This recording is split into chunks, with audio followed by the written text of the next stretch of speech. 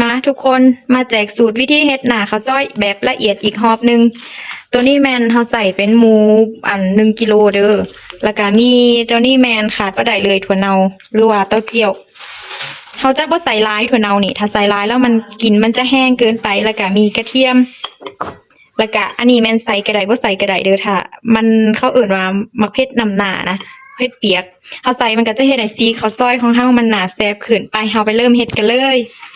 เริ่มแรกก็แม่นข้างหม้อค้างแล้วก็ใส่น้ำมันลงไปน้ำมันร้อนแล้วก็ใส่กระเทียมลงไปเจียวให้หอมให้กระเทียมพอมีสีเหลืองแล้วจากนั้นก็ตามด้วยมักเผ็ดเปียกหรือว่ามักเผ็ดน้ำหนาลงไปเลยจากนั้นก็ต่อด้วยถั่วเน่าหรือว่าเต้าเจี้ยวของเฮาผัดให้ทุกอย่างมันเข้ากันหอมได้ที่แล้วก็จั่งใส่หมูสับของเฮาลงไป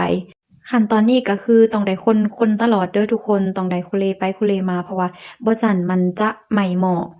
มื้อนี้หมูของเฮาแม่นเฮาเอามาฝักเองเด้อทุกคนซื้อหมูที่ว่าเป็นหมู3ชั้นมาแล้วก็เอามาฝักเองส่วนตัวแล้วน้อยจะบ่ค่อยมักที่ว่าเป็นชิ้นสดปานใดเฮาจะเอาที่ว่ามันมีติดมันน้อยหนึ่งหั้นนะน้ำหน้าเฮามันจั่งค่อยแซ่บคนไปเลยคนไปคนมาก็หมูเฮาเริ่มสุกแล้ว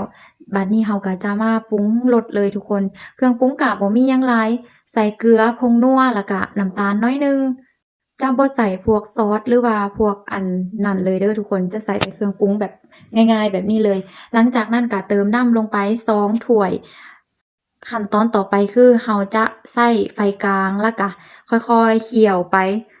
ปคนไปเพื่อว่าบ่ให้ไฟไหม้ก้นหม้อบ่ให้อันมันติดก้นหม้อหั้นนะเคี่ยวไปคนไปจนกว่าน้ำแห้งจนกว่ามันจะได้ที่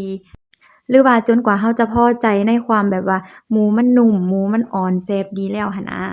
และตอนนี้เราก็เคี่ยวมาได้โดนเติบแล้วทุกคนเกือบชั่วโมงพู้นล่ะน้ำก็จนแห้งส่ำนี้ก็ถือว่าได้ที่แล้วเอาไปลองเฮ็ดเบิ่งได้เด้อทุกคนน้ำหน้าข้าวซอยสูตรง่ายๆเครื่องปรุงก็บ่ได้มีหลายเลยไปกินกับเส้นข้าวซอยจะกินแบบพันหรือว่าแบบแห้งแบบน้ำก็แซ่บ